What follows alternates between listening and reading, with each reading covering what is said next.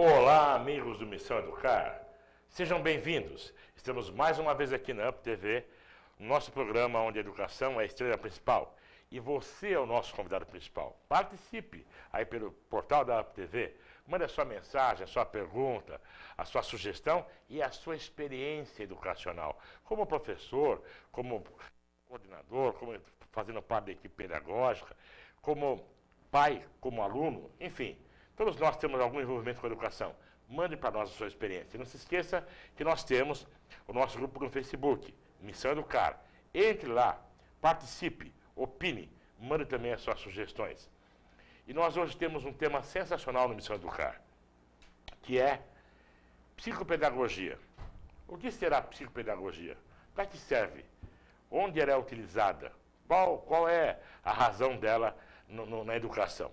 Vamos saber isso daqui a pouquinho, com uma psicopedagoga de longa experiência que vai nos contar tudo isso direitinho. Mas antes de apresentar a nossa convidada de hoje, nós vamos saudar aqui, com muita alegria, o retorno do nosso queridíssimo professor Dirceu Moreira. Boa tarde, professor. Boa tarde, senhor. Eu pensei logo, já fiquei imaginando os fogos, artifícios. É um prazer enorme retornar ao programa, que na verdade não é um retorno, é um momento de férias, que foi férias com trabalho. A Inete já falou para mim, precisa parar com essa coisa de falar que você está tirando férias trabalhando, mas não tem jeito, né? Faz parte. Eu sempre digo assim, o pessoal pergunta, cadê o Dirceu? Eu digo assim, ó, o Dirceu está trabalhando com um olho e dormindo com o outro. Não é assim, Dirceu? Não, e as férias que a gente tira realmente no sul de Minas, ele acaba se transformando. Tem uma parte que é o lazer mesmo, mas tem outra parte que é um trabalho na região, inclusive pela Sociedade Brasileira de Eubiose, a gente acaba fazendo um trabalho nas cidades da região. Então não é só as férias, mas é um trabalho que é também aproveitado para você descansar, para você desfrutar, né? Eu acho que, na verdade, assim, a gente devia fazer do trabalho uma coisa que seja uma alegria. É verdade, em é a qualquer melhor momento coisa, que né? seja. Aliás, como o Dirceu Moreira, então, ele não para, né? Ele trabalha enquanto dorme, enquanto tira férias. Se você tem interesse em conhecer melhor o trabalho do professor Dirceu Moreira, entre no site dele, www.dirceumoreira.com.br, e as empresas, as escolas, os municípios que quiserem levar o professor Dirceu Moreira para brilhantar o seu evento educacional, no próprio site ela tem os contatos também, e ele está aí prestes a atender todo mundo, sempre. Ele não mede esforço para poder estar em qualquer parte do Brasil e até de fora, daqui a pouco ele vai falar um pouquinho disso também, vai voltar lá para a África também.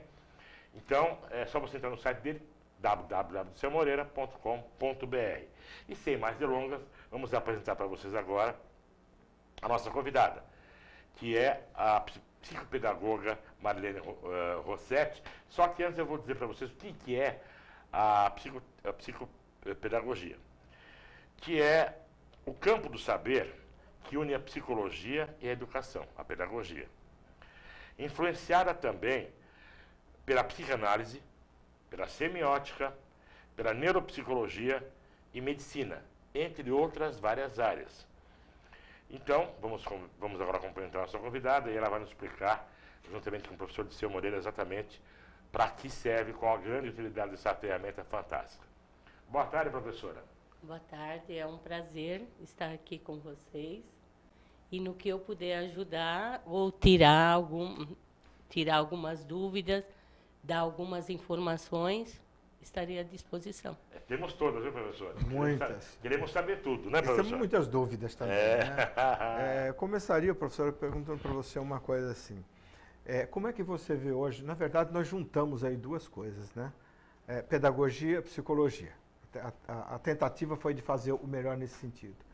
Como é que você vê hoje o movimento, vamos dizer assim, a valorização do profissional, da psicopedagogia e a sua aplicabilidade? Então, na minha experiência, eu tive uma outra formação, né? Na época que eu fiz a minha especialização, eu fiz presencial, 2 anos na faculdade, com trabalhos e etc. Hoje, a gente está vendo muito as pessoas fazerem esse curso de psicopedagogia à distância. Né?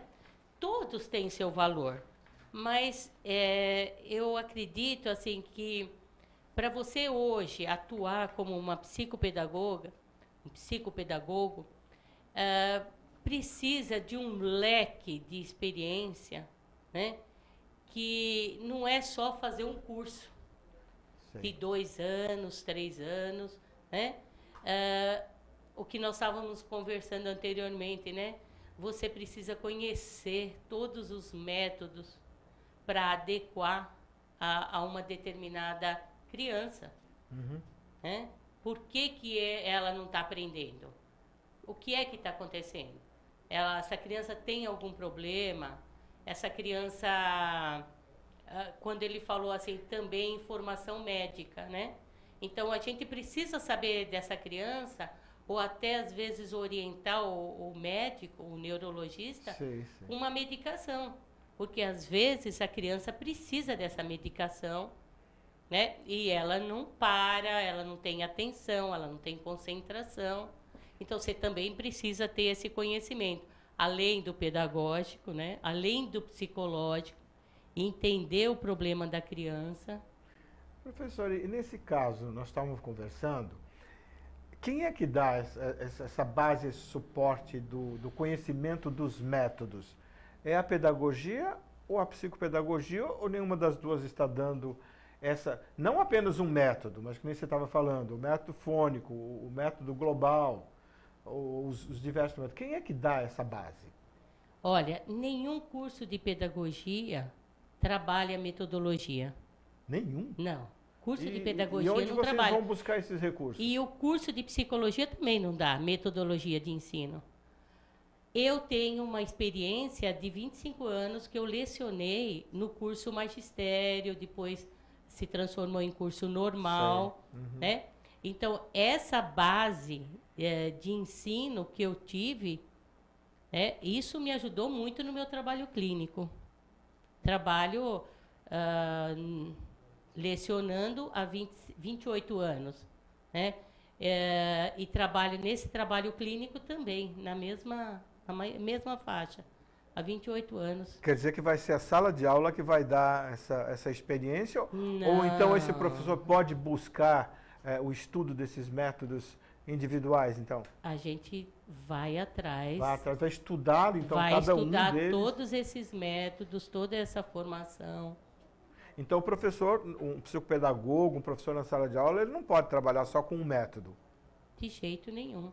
Porque, às vezes, uma criança, ela tem uma boa adequação no método global, e não adianta eu querer que 30, 35 alunos de uma sala de aula tenha condições de ser alfabetizado no método global, por exemplo. Como é que funciona o método global? É porque tem muitas pessoas que nos assistem também são pedagogos, são psicólogos, às vezes não, são pessoas interessadas na educação.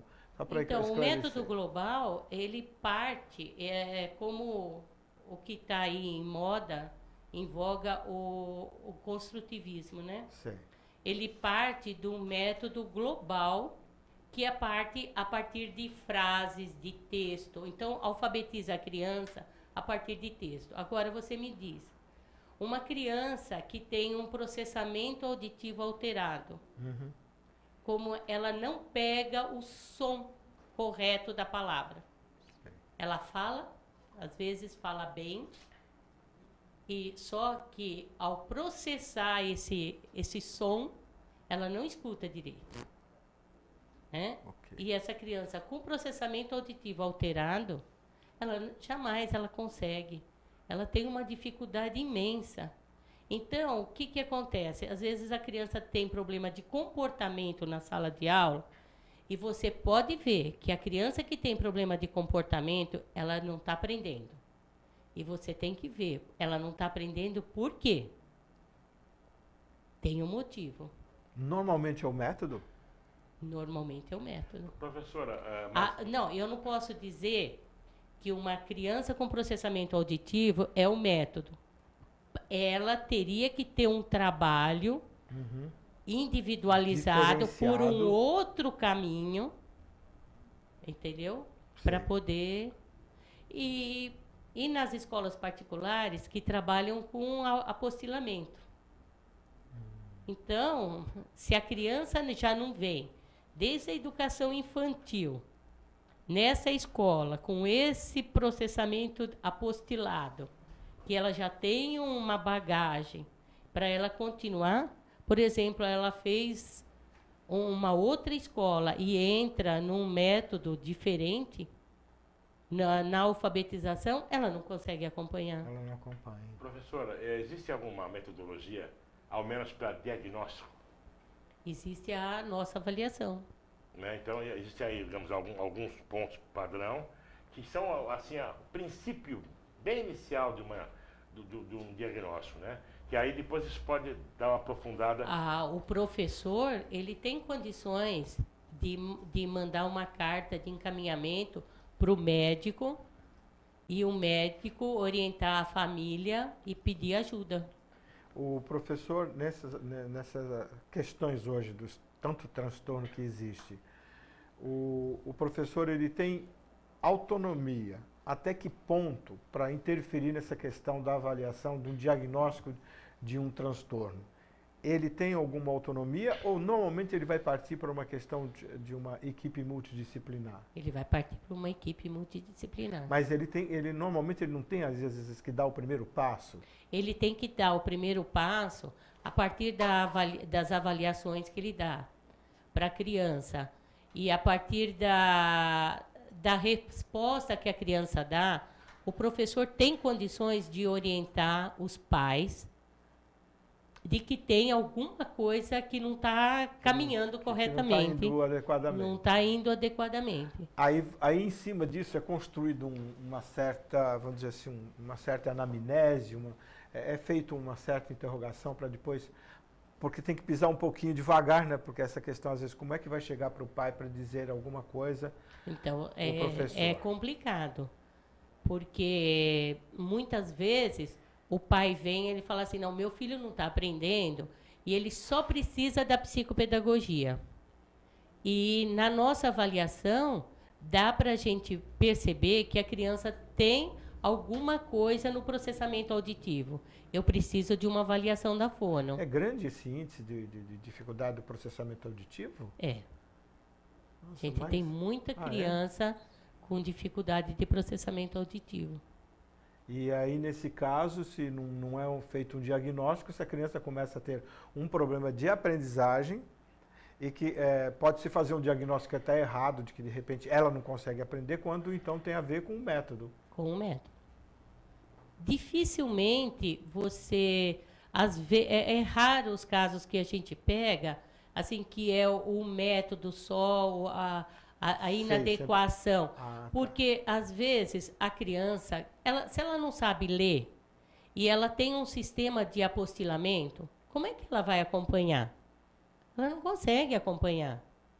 E se aliado a isso, quando ela chega em casa, ela não tem os pais que acompanham, com certeza, ou que procura saber, que tem que está junto, então realmente a gente diria assim, normalmente nunca vai ser uma coisa só, nunca vai ser só o método. Não. Vai ter sempre o método mais alguma coisa. Ou seja, então antes do professor fazer uma avaliação disso, ele vai ter que ver quais são as outras interferências ali no processo de aprendizagem da criança. Com certeza, com certeza.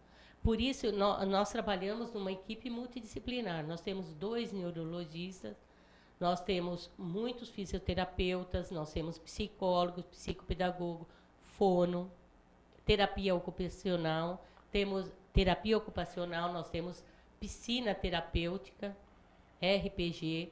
Então, quando nós fazemos a avaliação, por exemplo, eu faço a avaliação e eu falo assim, não, espera um pouquinho, eu preciso da avaliação da fono, e, nesse caso, eu preciso da avaliação psicológica. Porque, apesar de ser psicóloga, eu não aplico um VISC. Eu posso, às vezes, um RAV meio rápido para ver se tem alguma coisa. Mas, dificilmente, por trabalhar com uma equipe multidisciplinar, então eu deixo a avaliação intelectual e emocional para o psicólogo. Legal. Atuar na área. Isso. Agora, podemos... então porque nós precisamos mostrar uma reportagem feita por um grande repórter. Repórter de campo, já está segundo cargo. Lá em Pozo Alto, né? Porque a gente falou aqui que o professor não para, De fato, ele não para. Ele está viajando e está fazendo entrevistas por aí. A gente vai mostrar agora para vocês uma entrevista. Com quem é a entrevista, professor? É a professora Maria Alice, lá da cidade de Pouso Alto. Pouso Alto? Sul de Minas. Sul de Minas. Bela cidade. Um lugar maravilhoso, hein? Vale Puxa a pena. vida. Quem não conhece essas cidades que vão passar aí, é bom de É, conhecer. né? Ah, então. O senhor testemunha, né? Tranquilo. Então vamos agora dar uma olhadinha nessa entrevista do professor Liceu Moreira. E aí depois nós voltamos então com essa bela aula da psicopedagoga Marilene. Hoje, dia 1º de julho de 2014, na bela cidade de Pouso Alto. Estou aqui no programa Missão Educar, entrevistando a professora Maria Alice, para nos falar a respeito de um programa que eu achei muito interessante, conversando com ela, a respeito do PIP. Professora, seja bem-vinda ao programa Missão Educar. Muito obrigado, professor Liceu. Meu nome é Maria Alice, né, como o senhor já disse, e estou na Prefeitura Municipal de Pouso Alto há 1 ano e 5 meses. Né? Estou como secretária de Educação do município. Então, o programa de Intervenção Pedagógica surgiu no ano de 2013 com uma proposta de parceria do Estado com o município para a gente fazer essa adesão à alfabetização dos alunos no tempo certo, né? Então, é um programa que vem nos ajudando bastante e que está sendo desenvolvido através de capacitações com os professores, através da superintendência, com uma professora que vem e nos faz a capacitação e essa capacitação é repassada a todos os professores. O que vem a ser o programa? O programa de intervenção pedagógica é um programa que tem a importância de estar fazendo com toda criança lendo e escrevendo até os 8 anos de idade. Né? Muito bom. E houve uma adesão, você está me falando, uma adesão total? Então, houve uma adesão também, os prefeitos fizeram adesão e houve uma adesão de praticamente 100% do estado de Minas Gerais. Nossa. E com este resultado, nós podemos ver que houve uma melhora bastante grande nos resultados das avaliações externas dos nossos alunos, né?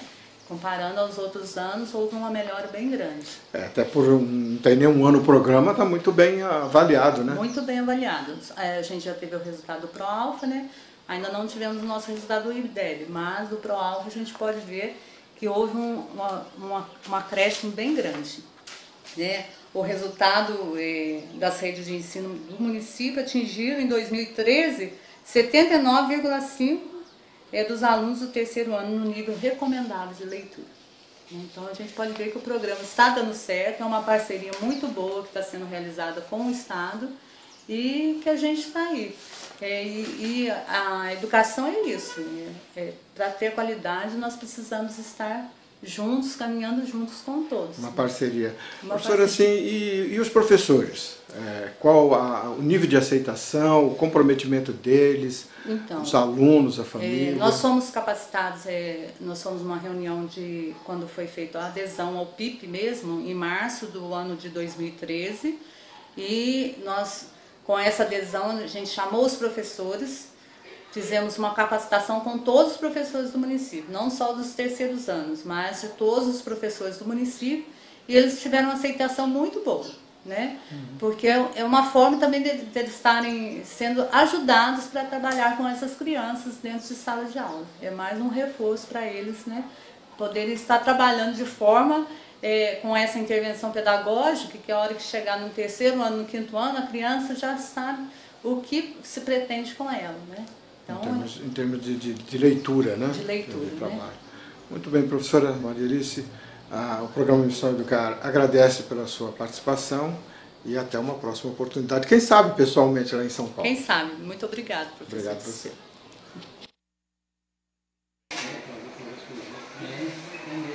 Hoje Muitos professores, muita gente da educação se esforçando para melhorar, né, professor?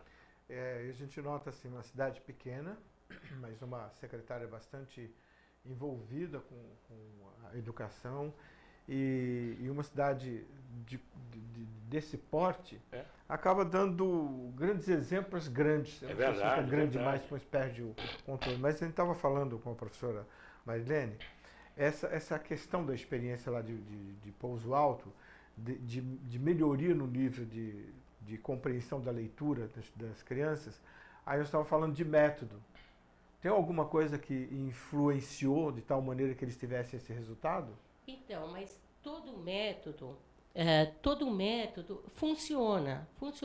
Essas crianças, por exemplo, que têm dificuldade, você vê que elas são tiradas da sala de aula e elas fazem um trabalho sistematizado de atenção. Se ela está se perdendo na sala de aula e ela tem um trabalho fora da sala de aula, sistematizado, lentamente, para ela pegar. Quando o professor diz assim, a criança teve um estalo, parece que ela teve a conscientização, entendeu? Ela deu um up para pegar essa alfabeto. Agora eu estou entendendo o que é ler e escrever. Tipo isso, entendeu? É assim que lê? Isso é leitura. Entendeu? E muitas vezes, por exemplo, a gente vai fazendo um trabalho com a criança, aí os pais falaram assim, nossa, mas ela já está lendo placa, ela está lendo. Saindo daqui, olha, ela está chamando atenção, ela está lendo. Então, mas ela vai indo gradualmente, mas aí ela vai ligando. Por quê? Une o nosso trabalho com o trabalho da escola. Não dá para separar. Aí a criança vai pegando. E quando ela tem também um reforço em casa, né, que você pode... Mas, olha, você vê, aqui em Santo André, no ABC, no estado de São Paulo, um estado tão evoluído, nós temos pais analfabetos. Isso é que dói muitas vezes. Com tanta escola noturna, ou até a vespertino, onde os pais poderiam estar estudando, você vê pais, até o pai, às vezes, afirma dar o curso, ele vai e faz, mas a mãe não. Se a mãe está em casa, a mãe tem vergonha de procurar uma escola para aprender a ler e escrever. E como é que ela vai acompanhar uma criança? Pois é, nesse caso aí, sempre a gente fala assim, a questão da família. A participação da família torna-se fundamental. E não é a participação da família só no sentido de estar em casa. É a participação junto com a escola para acompanhar e para saber o que está acontecendo com o filho. Se os pais, nesse caso, não podem fazer alguma coisa, pelo menos eles sabem, eles são orientados pela escola para que eles se posicionem de uma outra maneira. O Piaget diz, né? Não adianta você dar o brinquedo para a criança ficar lá na sala, no quintal, brincando, sem você fazer intervenção. Sem você brincar junto com ela, perguntar e fazer outras colocações, intervenções com a criança para ela aprender. Se você fizer, agora, não adianta o pai põe numa boa escola, tem um material bom e não tem quem ajude. Não tem quem acompanhe. Essa história de procurar a boa escola, o bom material, o bom isso, o bom aquilo, muitas vezes a família se esquece assim. Mas não é só a escola. Exatamente, mas é aí que fica. Tudo isso é bom, mas e a família? O bom da família é estar junto, é acompanhar e ver essas dificuldades. Quais são as dificuldades? Compartilhar com a criança, saber o que está acontecendo ali. Mesmo esse pai que é analfabeto, ele ainda assim ele pode ser orientado pela escola. Com certeza. Porque, no mínimo, ele vai ter uma compreensão do auditivo, do processamento auditivo, daquilo que o professor vai poder orientá-lo melhor em relação ao filho dele. Que facilita o processo de vocês, tanto na clínica quanto na sala de aula. Porque, professor, eu sei que você hoje atua numa clínica, você já foi professora durante muito tempo e hoje você atua numa clínica. E aí eu vou jogar para você só um questionamento, assim, para a gente falar agora, talvez continue no outro bloco, que é o seguinte. Você não acha que tem transtorno demais? Tem. Tem, né? Tem muito transtorno. Daqui a pouco tem transtorno do transtorno. E às vezes fica até difícil de você... Porque, por exemplo, tem a dislexia visual e tem a auditiva. Nós temos pouquíssimos profissionais que avaliam o processamento visual. E muitas vezes a criança não tem dificuldade de processamento auditivo, mas ela tem de processamento visual. Ok, mas então aí voltamos de novo à questão do método. Essas duas crianças com essas dificuldades, com esses dois transtornos, o método não funciona, mesmo que seja o mesmo método, mas o professor tem que ter um diferencial junto àquela criança. E aí, como é que ele vai fazer isso se ele tem 40 em sala de aula? Não dá. Como é que ele vai dar conta disso? Então, aí eu volto a dizer assim, existe uma outra coisa antes do método que também precisa ser alterada. Um professor não pode dar conta de um sistema de ensino, capacitar de uma maneira adequada, quando nós colocamos 40 diante de um único professor para tomar conta. Mesmo o professor com um auxiliar na sala, como nós estamos tendo em algumas prefeituras no estado, o professor auxiliar. Mas se a classe tiver 35 alunos, mesmo que tenha 30 alunos, mesmo que tenha 30, um auxiliar, olha, você sempre vai ter uns 5, 6 alunos ali com dificuldade. E, às vezes, você não dá tempo de você dar um acompanhamento individualizado. Além das dificuldades que a falta de estímulo, de motivação, e de preparo, de interesse, de preparo. Do professor auxiliar. Ser educador é uma arte. É verdade, né? É uma grande arte. É. É um verdadeiro artista. Aliás, próximo... daqui a pouco tem uma pergunta para fazer para a senhora que eu não sei se vai ser pertinente, mas está aqui me cutucando. Mas nós vamos mostrar agora, o Guilherme vai mostrar para a gente aí os cartazes, né, dos próximos eventos onde estará o professor Liceu Moreira. Ele tem 3 eventos aí pela frente já acertados, né? Então, quem quiser acompanhar o trabalho, que é nas regiões que nós estamos aí chegando, né? Eu estou indo para lá porque é campanha, perto de São Lourenço. Campanha 23, 24 e 25 de julho. 25 eu faço o encerramento junto com o Samitiba, eu faço uma palestra Matemática do Amor antes, depois ele vai falar sobre família, né? Sim. E esse evento é coordenado pelo Vicente Baldo, né? Vicente Baldo. Baldo RH, que é ele, o Guilherme e o pai dele, que é o Vicente Baldo. Então, se você tiver interesse, aí se estiver perto da região de campanha e tudo mais, e quiser participar, procure o site ou então no Facebook, Vicente Baldo, você vai achar, ter mais informações, e pode se inscrever que você terá aí um excelente evento para reciclagem, para aprimoramento educacional, né? E nós temos mais um cartaz agora, que é um evento aqui de São Paulo, né?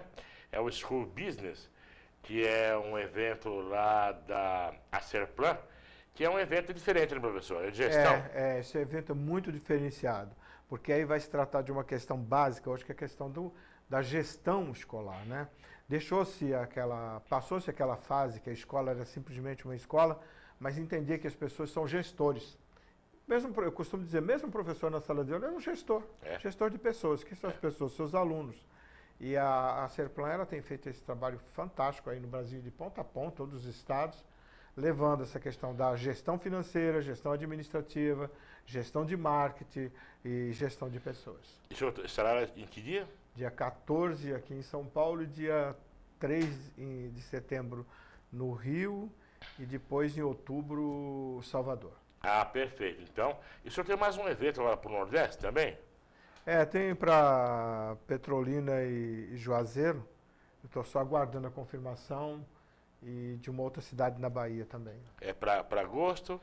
Agora já no comecinho de agosto, logo no primeiro dia de agosto. Então, olha, provavelmente na semana que vem nós estaremos já anunciando esses eventos lá do Nordeste com o professor Liceu Moreira, ok?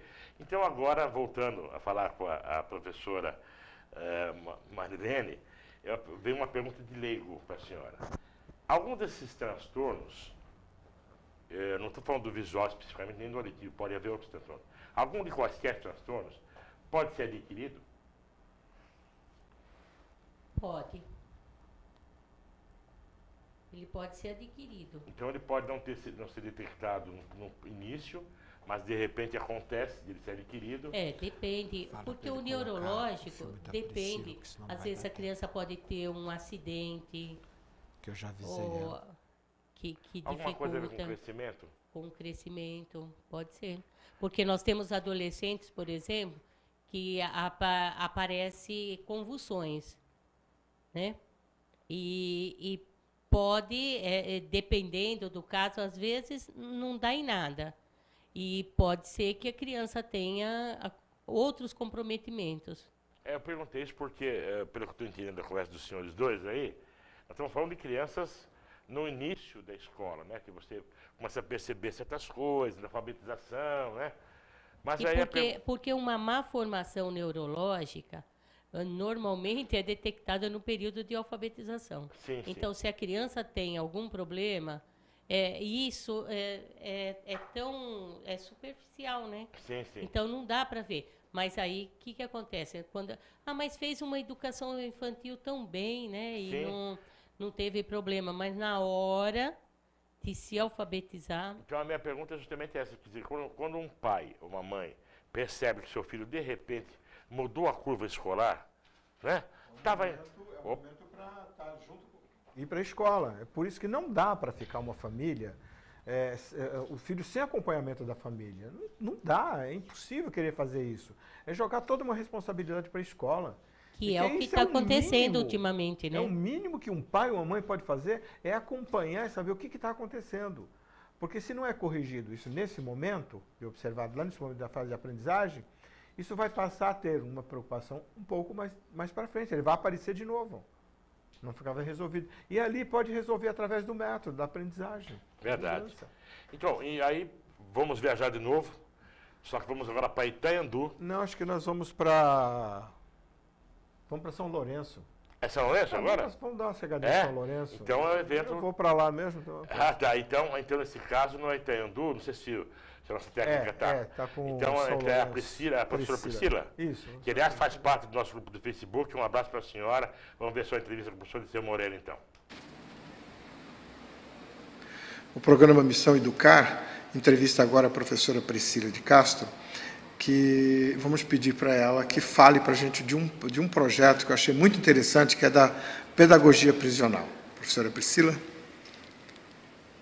Meu nome é Priscila, eu trabalho com a pedagogia prisional há alguns anos, venho desenvolvendo aqui no sul de Minas os projetos sociais, prisionais e educacionais também. A pedagogia prisional hoje, ela é marcante por ser inovadora e empreendedora também. Ela traz a questão da ressocialização dos reeducandos hoje, porque é muito bonito a gente falar essa palavra ressocialização, mas ela precisa ser vivenciada pela sociedade, ela precisa ser realmente reinserida, né, na sociedade. E aqui na região, quais foram as cidades, como é que ficou esse projeto? Aqui no sul de Minas, nós fazemos um trabalho com a pedagogia prisional através de projetos como corais, projetos de trabalho com o reeducando, projetos de reinserção deles também com a família, a sociedade, oportunizando trabalhos para eles com a sociedade, com as prefeituras. Então, é um trabalho que vem se destacando no sul de Minas. É um trabalho que é feito por toda uma equipe, não só de educadores, mas uma equipe também de gestores, de agentes penitenciários, como capacitações que nós realizamos com toda a nossa equipe. Professor, eu sei, inclusive eu tive a honra de ser um dos professores que trabalhou no seu curso, mas você também fez isso, que é capacitar o pessoal que vai administrar esse processo da pedagogia prisional. Isso, professor Dirceu, nós tivemos a honra de tê-lo conosco no curso de pós-graduação de Gestão Pública e Segurança Prisional, que foi marcante aqui no sul de Minas, em Minas Gerais todo. Nós abrangemos uma cerca de 400 pessoas com capacitações e especialização na gestão pública e segurança prisional, capacitando o indivíduo a lidar com o reeducando, com o preso, que hoje, como diz, né, o Nelson Mandela, que se você quiser conhecer o sociocultural, né, econômico de um país, então vai visitar os porões dos presídios. E com certeza o sistema prisional de Minas hoje é um referencial para todo o Brasil, e com esse curso inovador que nós criamos da gestão pública e segurança prisional, capacitando com profissionais altamente qualificados, como subsecretários do Estado, da Defesa Social de Minas Gerais, como também psicólogas, assistentes sociais, gestores da gestão pública prisional, porque é todo um conjunto de pessoas unidas que fazem com que todos esses reeducandos possam ser reinseridos na sociedade. Ótimo, professora Priscila, muito grato. E como nós já conversamos aqui em off, aguarde aí o programa Missão Educar, que ela estará pessoalmente lá com a gente. Muito obrigado.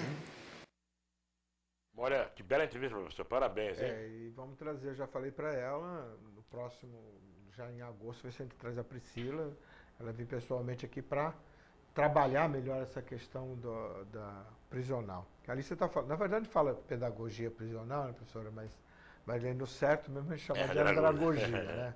Porque se a pedagogia é a arte de ensinar a criança, uma criança não aprende do mesmo jeito que aprende um adulto, né? Então, na verdade, o termo correto é chamar de andragogia. Mas aí está aí uma experiência. Então, você veja, até em alguns momentos, a Priscila chegou a comentar que aquelas pessoas que vão lá, porque eles vão aprender, eles vão passar por uma aprendizagem, os gestores, porque esses gestores são aqueles que vão dar aula dentro do presídio.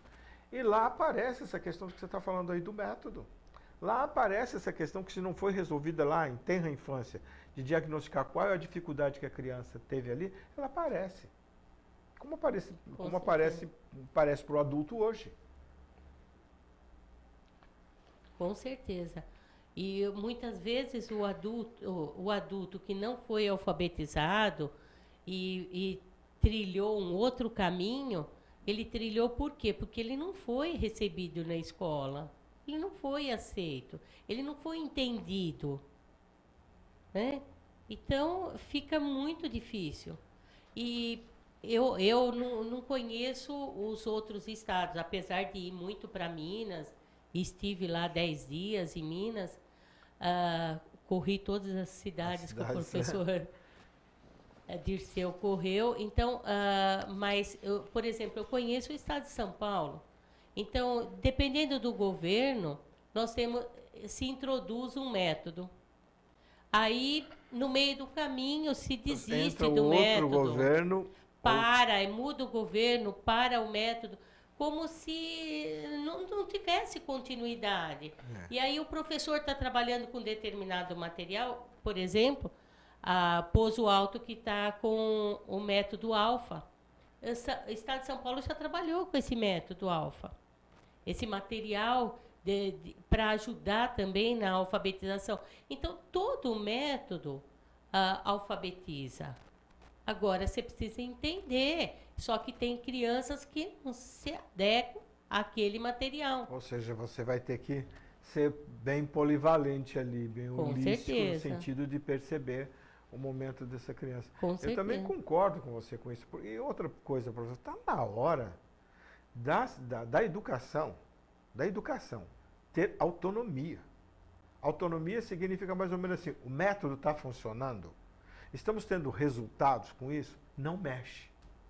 Porque eu não sei por que tem que entrar um prefeito, então ele não vem e está muda funcionando, tudo. Mexe. Vamos mexer. Isso. Mas aí você teve uma equipe... Como é que eu vou saber que esse método está funcionando ou não? Pelos resultados. Mas eu tenho experiência, eu tive alunas que já davam aula, e quando a gente falava do método fônico e dava algumas orientações, elas tinham que fechar a porta e falar meio que escondido, porque a coordenadora não aceitava. Por quê? Porque é construtivismo. Como se o método global não construísse, constrói a alfabetização. Assim como qualquer outro método, o método fônico, constrói. Então, às vezes, a gente orientava para determinada criança e elas tinham que fazer esse ensino, as portas fechadas. E tinha escola que, às vezes, entrava o coordenador ou a direção para ver se o professor estava fugindo do que eles queriam, do que eles orientavam. Afinal de contas, qual é a verdadeira síntese, o que está por trás dessa questão da crítica ao construtivismo?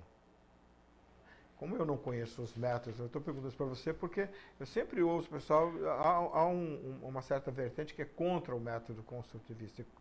Que base se fundamenta isso? Então, porque se as crianças estão saindo hoje do 8º ano, do 9º ano, sem saber ler, é porque alguma coisa está falhando. Ah, tá. Certo? Isso. Então, se essa criança vai para o 6º ano, que é a nossa antiga 5ª série, sem saber ler, sem saber interpretar um texto ou uma pergunta, alguma coisa está errada. alguma coisa está errada. E o índice de analfabetismo funcional é grande, hein, professor? Então, e você vê, a Prefeitura de São Paulo, agora ela está mudando, né? Ela tem que se alfabetizar a criança até os 8 anos. Alfabetização Quer na dizer, idade até certa, o 3º ano, a criança tem que saber ler e escrever. E se ela não souber? Aí está o negócio. Isso. Não se trata de uma coisa que você programa lá, põe. Que eles pegam o celular e põe para despertar da hora, né? Não é assim que acontece. Existe um processo todo. Se você não instrumentalizar o professor, não é? A escola, professor, não der as condições, vai chegar com 8 anos e não vai estar feito o trabalho. E a coisa mais difícil é a gente explicar para os pais, olha, não deixa passar para o 2º ano se nenhuma casa para em pé sem um alicerce. Ele vai para o 2º ano, vai ter mais um grau de exigência. Se ele vai para o 3º, o grau aumenta. Então, vamos parar essa criança. Olha, precisa do nosso relatório da equipe multidisciplinar, precisa do relatório médico e o pai aceitar isso e assinar um termo que quer que o filho refaça a série, o ano escolar. Quer dizer, como que pode isso? O senhor já falou. Isso foi autonomia. Ponto. Dá autonomia, porque veja uma coisa, até falou assim, meu Deus do céu, se eu tenho, as ideias são muito boas, parece que elas na hora de serem viabilizadas é que não se tem a devida autonomia. Então, assim, todo mundo tem que ser alfabetizado até o até o 3º ano. O 3º ano, que seria o correspondente ao idade 8 anos. 8 anos. 8 anos. Bom, beleza, ótimo, excelente. Desde que para isso a escola esteja totalmente aparelhada para atender aquela criança que vai ter que se alfabetizar também no mesmo período. Então eu tenho que ter uma equipe multidisciplinar, eu tenho que ter gente... Está perfeito. No sentido, uma medida provisória. A partir de... Todo mundo tem que estar alfabetizado. Dê condições e a gente consegue. Bom, então agora... nós estamos chegando à reta final. Eu acho que nós chegamos a uma conclusão fantástica aqui. Daqui a pouco a gente vai arrematar isso. Mas nós temos mais um vídeo do nosso repórter de Seu Moreira para mostrar, né? Vamos colocar lá. E esse é de Itaiandu. Itaiandu. Estivemos lá também, né, Marilene? Estivemos lá. Vamos lá, então. Hoje, dia 2 de julho de 2014, na cidade de Itaiandu, eu converso aqui com uma especialista na área de educação, a secretária daqui do município, para falar a respeito de um projeto que envolve a questão patrimonial. Professora, boa tarde. Gostaria que você, por favor, falasse para nós o que significa, o que é este projeto. Então, no nosso município, né, meu nome é Carla de Oliveira e Silva Barbosa, eu sou secretária municipal de educação aqui do município de Itaiandu, Minas Gerais, e nós temos um projeto aqui no município de educação patrimonial. Então, nós temos vários bens tombados aqui no município, né? E um deles é uma festa, que é um bem material tombado, que é a festa junina. E essa festa junina, ela tem uma história, eram 2 fazendeiros que faziam a festa junina nas suas fazendas. Então, eram 2 famílias tradicionais. Com o tempo, essa festa acabou vindo para o centro, né? E hoje ela envolve as escolas, né? Nós conseguimos, junto com a cultura, né? Com a pasta da cultura, tombar esse bem material. Então o nome da festa é Festa Arraiá do São João. E ela acontece, é uma integração das escolas, então acontece aqui na praça, ela é toda temática mesmo, então existe o casamento caipira, existe a catira, que também é tombada, que é uma dança típica, tombada também, um bem material tombado. E aí tem as barracas de cada escola, né? E as escolas apresentam as suas quadrilhas. Então, assim, é um projeto de famílias, né? Escola, família, comunidade.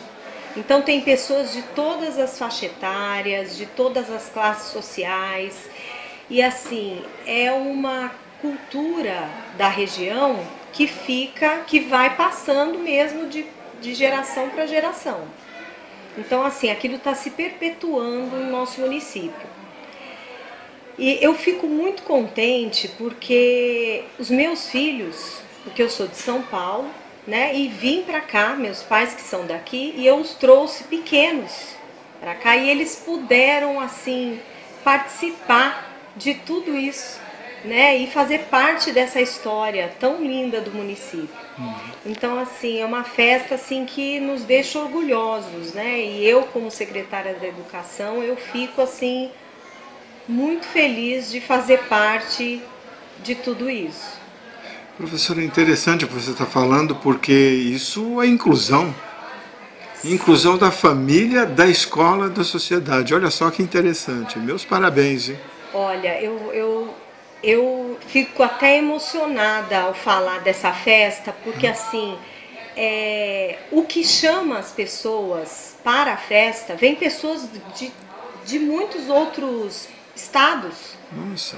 Né, que ligam na Secretaria de Educação para confirmar se vai acontecer a festa, porque eles querem ir do Rio de Janeiro, de São Paulo, de Belo Horizonte, né, e realmente porque assim, é uma festa que traz pessoas, porque envolve as escolas, as famílias, né, e é uma festa assim gostosa, que tem fogueira, que tem as comidas típicas, as bebidas, né, as pessoas vestidas a caráter.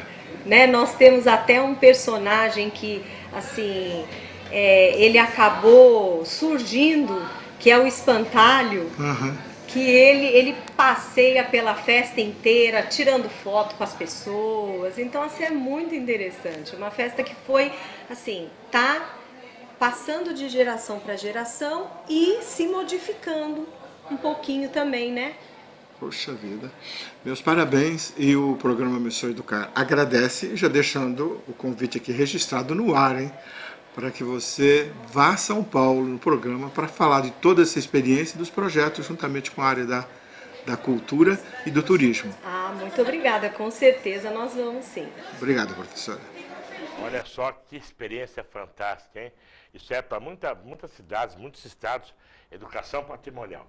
Nós estamos aí com 2 minutinhos só para terminar o programa, então eu convido a nossa professora para as suas considerações finais. Nós temos uma máxima aqui, que o nosso teleinternaut até está cansado de ouvir falar, que toda entrevista ótima, o tempo passa voando.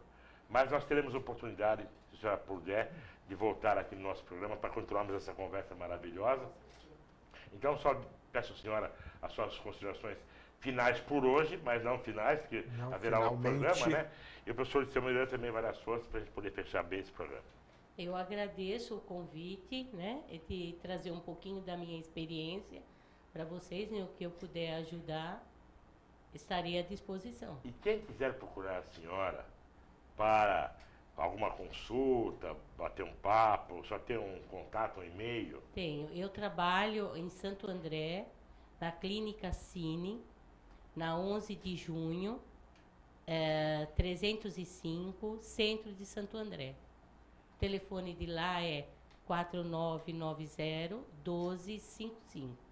Só tem e-mail? Marilene, Rossetti, 2S, 2TI, @bol.com.br. E Hotmail também, né? Tem o Hotmail Parecido com também. esse também. É igual Marilene, Rossetti, hotmail.com. Maravilha. Olha, professora, agradecemos muito. Cadê o seu nome lá também direitinho e seu e-mail lá na tela, né? Para quem quiser procurar a senhora. A gente sabe que ela há 28 anos fazendo as duas coisas juntas, né? Então ela atende todo mundo com o maior prazer. Agradecemos demais a sua presença, professor. Obrigada pelo convite.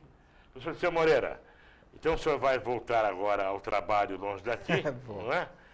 E depois nos trará grandes novidades, com certeza. Minha bela São Lourenço, né? E essa semana eu vou lá trabalhar também, tá? E talvez eu tenha que ir até com a Helenice lá, que eles estão trabalhando a temática do livro Eletrãozinho. Vou ver se dá tempo eu ir, dependendo da disponibilidade quando chegar lá em São Lourenço. Perfeito. E parabéns pelas suas reportagens, são cada vez melhores. Tá ficando bom, né? Tá, cada vez melhores. Então, meus amigos, obrigado pela sua atenção. Estejam sempre conosco no Missão Educar aqui pela TV, todas as segundas-feiras às 18 horas. E não se esqueçam, nós temos nosso Facebook, Missão Educar, que é igual o nome do programa. E se você quiser conhecer um pouquinho mais do trabalho do professor Liceu Moreira, www.liceumoreira.com.br. Até a próxima segunda-feira com mais um Missão Educar.